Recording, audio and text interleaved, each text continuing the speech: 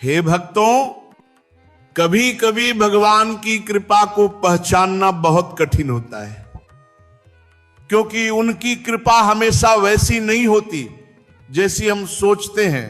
कृपा का अर्थ केवल धन देना, सुख देना या वैभव देना नहीं होता। नहीं महाराज, कृपा का अर्थ होता है अंधकार का नाश कर देना, अज्ञान का नाश कर देना, मोह का नाश कर देना।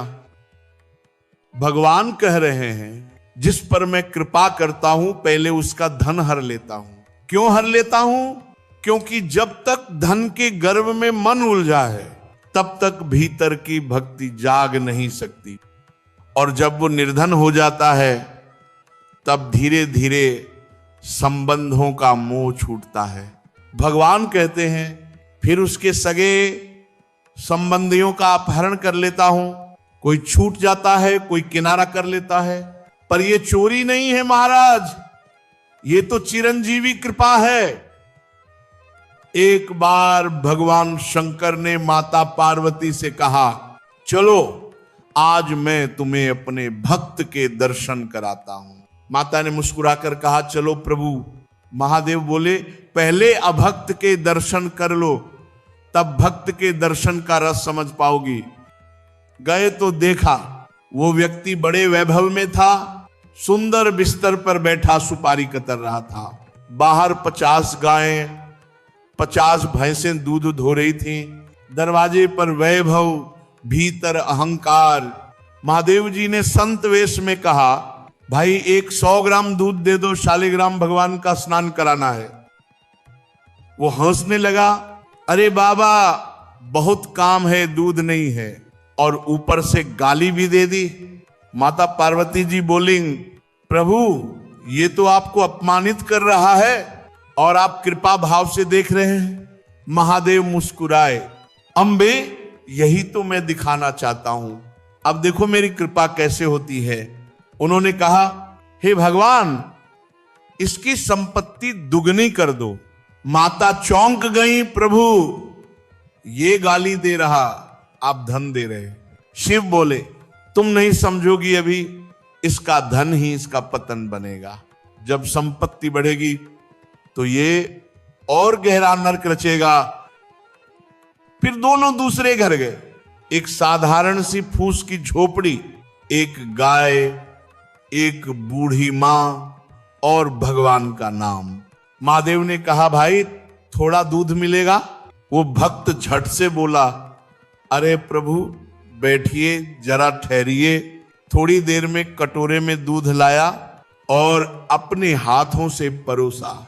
लीजिए महाराज, ये मेरी गाय का दूध है, पर ये आपकी सेवा में ही धन्य होगा। माता पार्वती के नेत्र भर आए।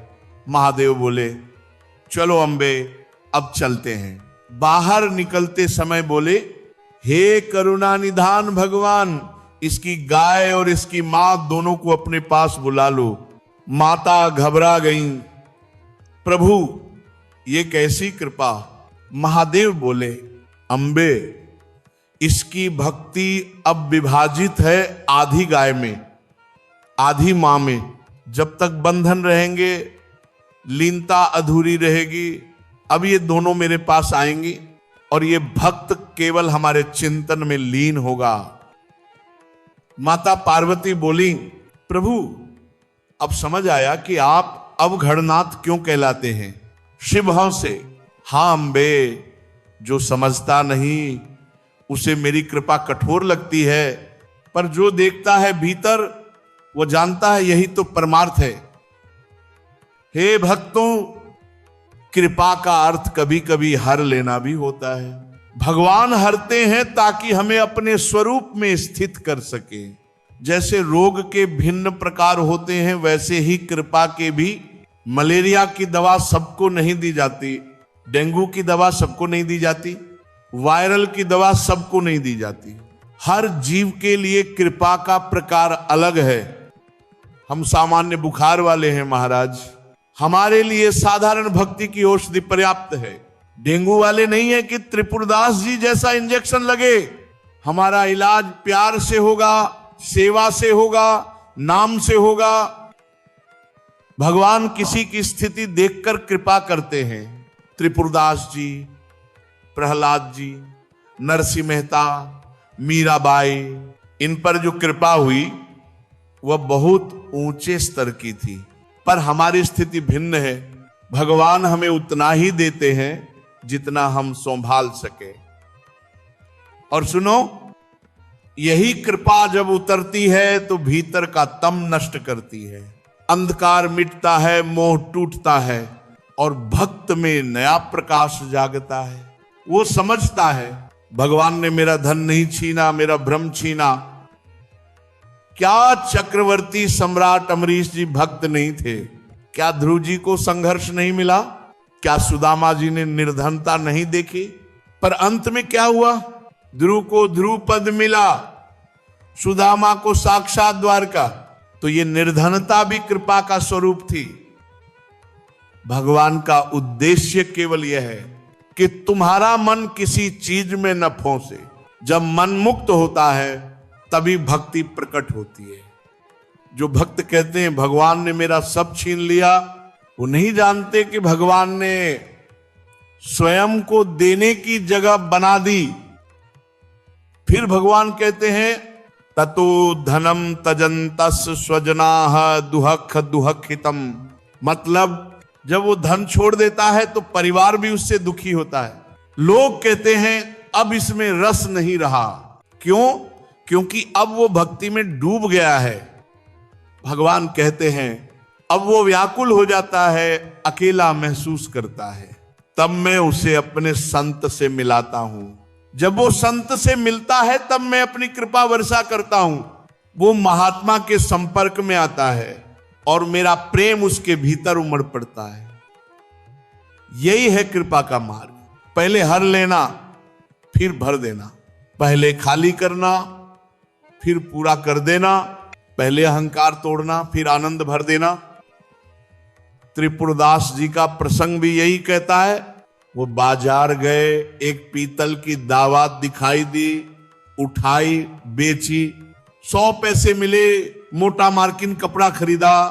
भक्त बोले नाथ, आपके दास दासी के योग्य तो ये नहीं, पर जो मिला है वही आपके चरणों में रखता हूं। आंखों से आंसू झर रहे थे। नाथ, ये लाल रंग अनुराग का है, भले कपड़ा मोटा हो पर इसमें मेरा प्रेम भीगा है। वो मोटा कपड़ा भी सोने से भारी हो गया क्योंकि उसमें प्रेम था। भक्तों, कृपा का माप धन से नहीं होता, कृपा का माप प्रेम से होता है। किसी ने सोने की थाली में भोग चढ़ाया और किसी ने आंसुओं में रोटी भीगा के चढ़ाई। भगवान ने आंसू वाली रोटी पहले स्वीकार की क्योंकि वो प्रेम से भीगी थी। भगवान जब तुम्हारा धन हरते हैं तो समझो वो तुम्हारा मन लौटा रहे हैं। जब वो संबंध हरते हैं तो समझो वो तुम्हें स्वयं से जोड़ रहे हैं। और जब वो तुम्हें अकेला करते हैं तो समझो वो अपने पास बुला रहे हैं। हे भक्तों, ये लीला समझना कठिन है, पर जो समझ ले वो जीवन के हर दुख में आनंद पा लेता है। भगवान की कृपा कभी दंड नहीं होती, वो तो उपचार है। हम बीमार हैं, वो वैद्य हैं। हम रोगी हैं, वो रक्षक हैं। और उनकी औषधि कभी कभी कड़वी लगती है, पर अंत में अमृत बन जाती है।